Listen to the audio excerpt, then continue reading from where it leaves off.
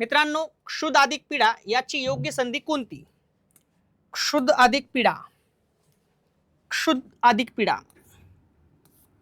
याची योग्य संधी कोणती म्हणते? याची योग्य संधी कोणती? बर बघा, पर्याय आहेत क्षुध पीडा, क्षुत पीडा, क्षुत पीडा का क्षत पीडा. बघू ता उत्तर मित्रांनो नंतर. अगोदर काय करू आपण, याचं स्ट्रक्चर लक्षात घेऊ. मित्रांनो, क्षुध अधिक पीडा क्षुत पीडा होते. तर अगोदर आपण काय करू, सोडूता किंवा मग डायरेक्ट तुम्हाला सांगतो ऑप्शन नंबर 1 बरोबर आहे मित्रांनो. का 1 बरोबर आहे? कारण क्षुध अधिक पीडा क्षुत पीडा. मित्रांनो, एक गोष्ट लक्षात ठेवायची, तुम्ही संधी आहे प्रथम व्यंजन संधी. तुम्हाला मी शिकवलेलं बरं का. संधी झालेल्या शब्दात संधी झालेल्या अक्षराला क च ट त प पैकी एक अक्षर जोड अक्षर आलं, संधीचं नाव सांगायचे प्रथम व्यंजन संधी. काहीच पाहायचं नाही. बघा, त जोड अक्षर आहे, बरोबर का? आता तुम्हाला सांगतो नेमकं कसं आहे. तर मित्रांनो, हे पाहायच्या अगोदर आपण काय करूता, हे स्ट्रक्चर आपण शिकलेलो आहोत, पण तरी पण एकदा समजून घेऊता. पहा, लक्षात घ्या मित्रांनो, इथून खाली मी काहीच बोललो नाही, रेषेच्या वरी बोलायलो. मित्रांनो, क ख ग घ ग च छ ज झ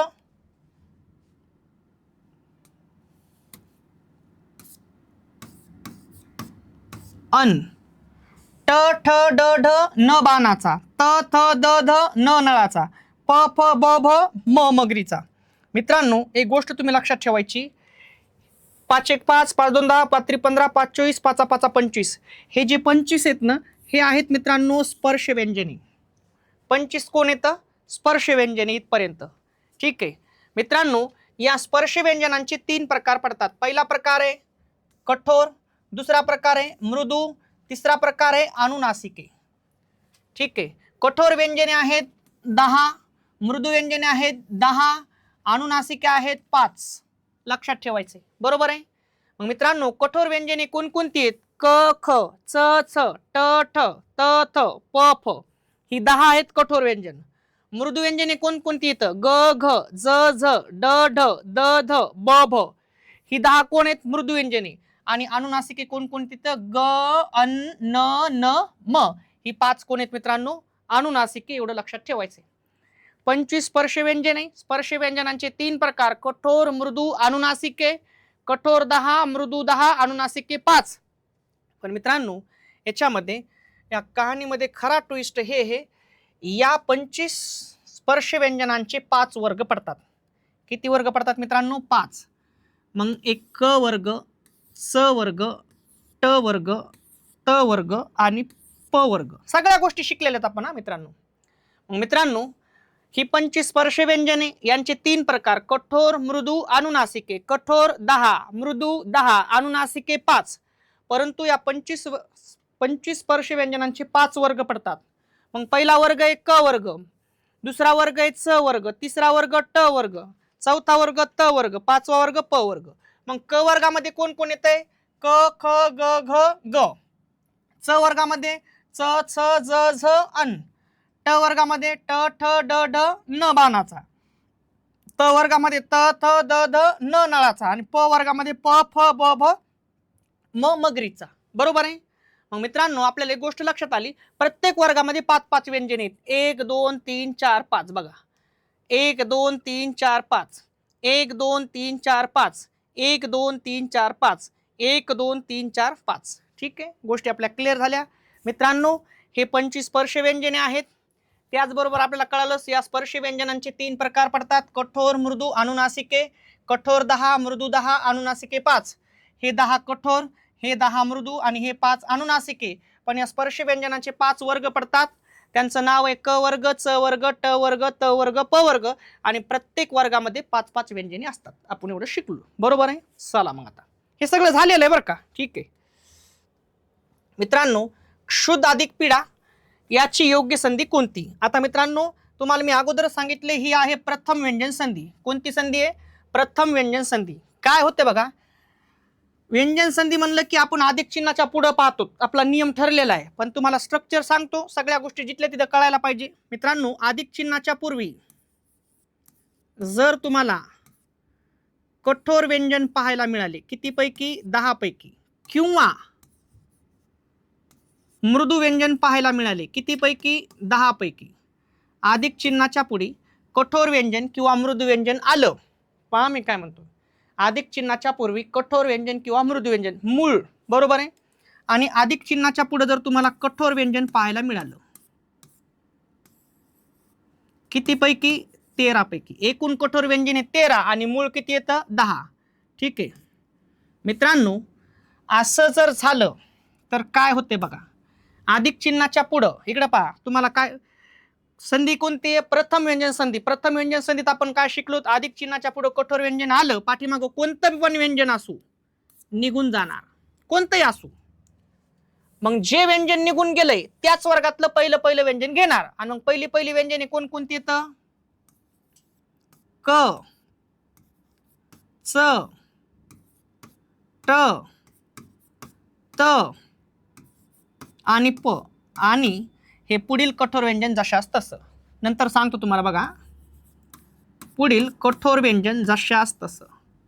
विषय क्लोज. पहा आता मी काय सांगतो तुम्हाला. काय काय कळलं मित्रांनो? अधिक चिन्हाच्या पाठीमागं, अधिक चिन्हाच्या पुढे तुम्हाला कठोर व्यंजन पाहायला मिळालं. अधिक चिन्हाच्या पूर्वी कठोर किंवा मृदू असू. मग अधिक चिन्हाच्या पुढं जर तुम्हाला कठोर व्यंजन दिसलं, पाठीमागचं व्यंजन निघून जाणार. याच वर्गातले आपण काय करणार? जे व्यंजन काढून टाकले याच वर्गातले आपण पहिले व्यंजन घेणार. पहिले व्यंजन कोण आहेत? क, च, ट, त, प. आणि पुढील कठोर व्यंजन जशास तसं.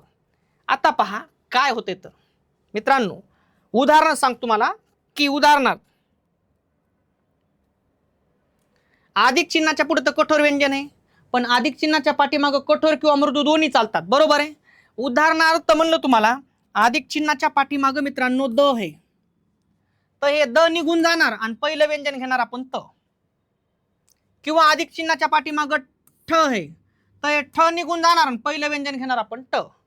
किंवा अधिक चिन्हाच्या पाठीमागं भ आहे, मग हे भ निघून जाणार आणि पहिलं व्यंजन घेणार आपण प. ठीक आहे. किंवा अधिक चिन्हाच्या पाठीमागं तुम्हाला मित्रांनो झ दिसायले, झ, तर झ निघून जाणार आणि पहिलं व्यंजन घेणार आपण च. किंवा अधिक चिन्हाच्या पाठीमागं तुम्हाला कच दिसायले, मग क निघून जाणार आणि आपण कच घेणार. या गोष्टी आपण सगळ्या प्रथम व्यंजन संधीमध्ये शिकलेलो आहेत, बरोबर आहे का. आणि म्हणून तर आपण क, च, ट, त, प हे पहिले अक्षर घेऊन संधी केलेली आहे, बरोबर आहे. आता बघा कसं होते तर.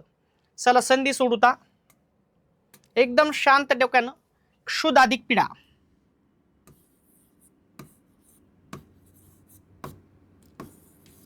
क्षुद अधिक पिढा. चला क्षुद अधिक पिढा. चला मला सांगा, अधिक चिन्हाच्या पुढे प कोण आहे? कठोर व्यंजन आहे.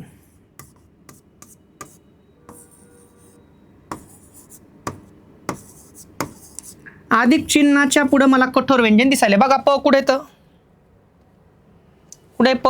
हे प. प कोण आहे? कठोर व्यंजन, बरोबर आहे. अधिक चिन्हाच्या पुढे कठोर व्यंजन आलं. असं झालं की पाठीमागचं व्यंजन निघून जाणार. कोणतं आहे बघा पाठीमागचं व्यंजन? कोणतं आहे? ध. ध कोण आहे? मृदू व्यंजन आहे.